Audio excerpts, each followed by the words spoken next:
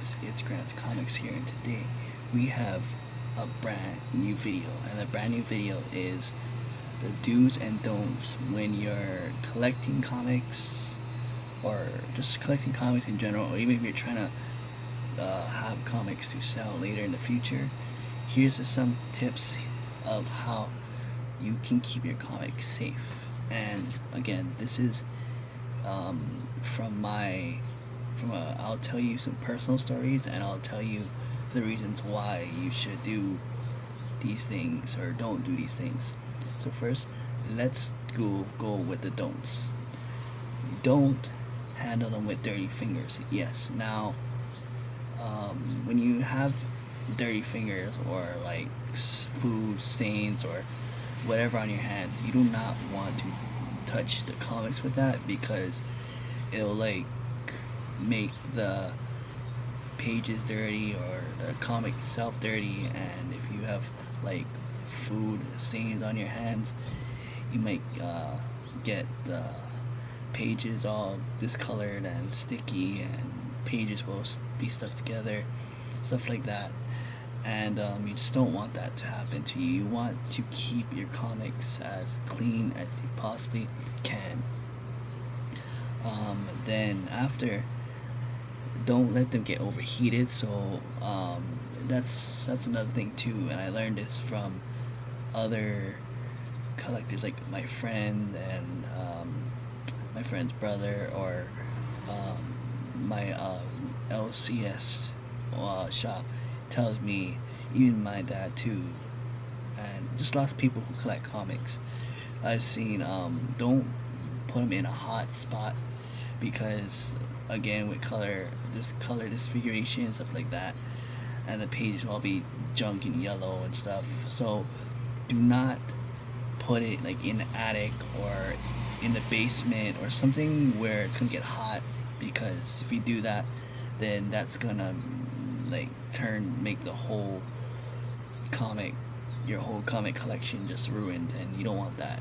Especially when you have a key comic and you want to keep it for the future, to sell it and stuff like that. Then the value goes down, stuff like that. Do not expose it to smoke.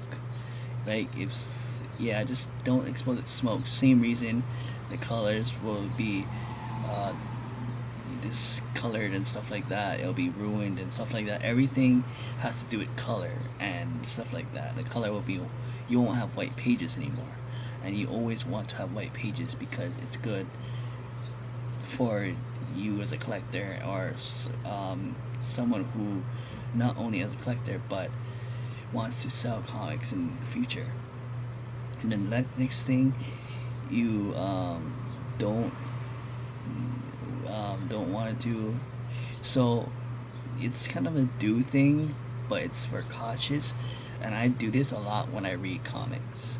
So what you want to do is flip the comic books gently, because here's what I think of comics to myself. In my head, I'm thinking comics is like a glass vase. If you break a vase, it's broken, right? So same with a comic. If you flip the comics all rapidly and stuff, you might tear a page or something like that, or rip a page apart, or you might ruin the spine. And it just goes to any comic.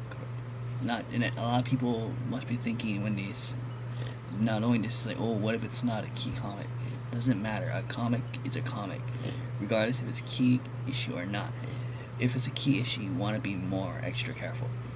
So that is all the don'ts.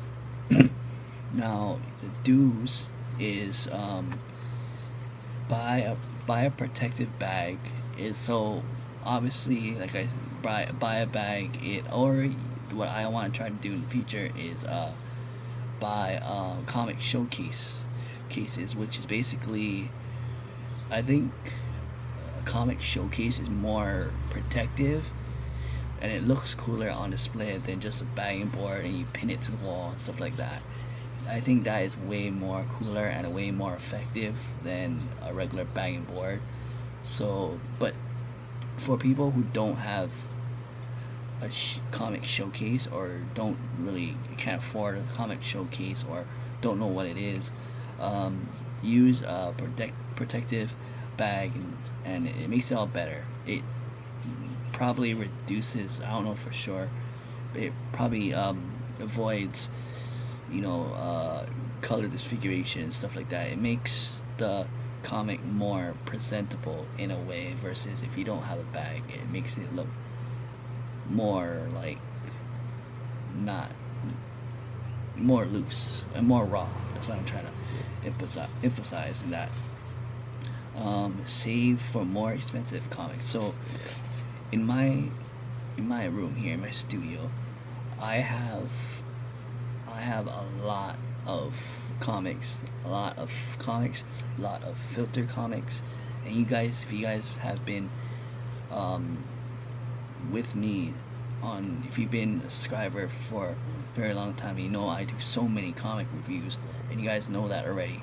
So, hopefully what I want to do in the future, or when my studio is packed with comics and stuff like that, um, I wanna like sell half of my collection, so I can get, like, for example, Amazing Fantasy 15. I talked about that comic so many times to use an example, because it's one of the most expensive comics out there, which I will make a video tomorrow of the most expensive comics, or comics that is hot right now, stuff like that. I'll do that tomorrow. I'll put one tomorrow. But yeah, save money to buy expensive comics. And you can do that by, just saving. And if you have a side thing, then sell your older comics. Like I said, sell your older comics you don't want. Then once those comics that you don't want, you sell those, and you can buy the comics that you do want. And not only that, it makes the person you're selling it to happy.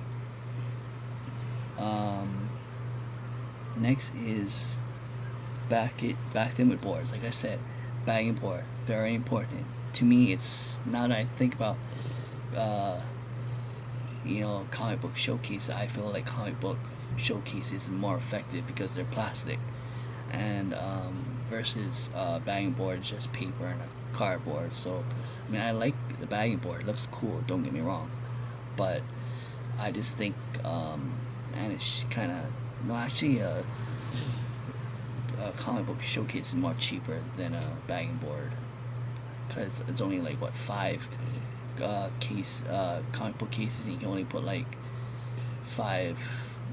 You can only add five comics that you want.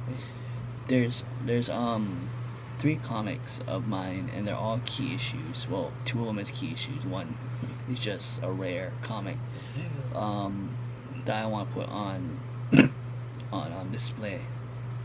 So that'll be perfect for me. Next one is box them when you don't use them. So I don't know if you can tell, but if you guys, like I said, if I do a studio tour one day, you'll see that um, I don't put them in boxes, because I don't have a long box, and I'm trying to add comics all around my studio. So I have comics up here, I have comics over here, comics over there, these sides. I have comics everywhere. So, and I want to make my whole entire studio just with comics. And then after, when my studio is filled with comics, then I'll eventually have to buy a long box to add more comics. But yes, for those people who are not like me, where that display their comics on the walls, then I suggest you guys to get like a long box, so um, you guys can store your comics in there, and you can look back on it later, or you can, if you have like a valuable comic, you can back at it. You can try to sell it in the future. So yeah, that's about it. So that is the do's and don'ts of your how to have a comic collection, how to protect your comic collection. If you guys have any questions, comment down below, and I'll try and answer it. And tomorrow I will be doing another video where the video is gonna be about the top 10 hottest books, or the top 10 books that are rising in price. I don't know. I'll figure out the title at some point. But yeah, give this video a thumbs up and subscribe. Alright.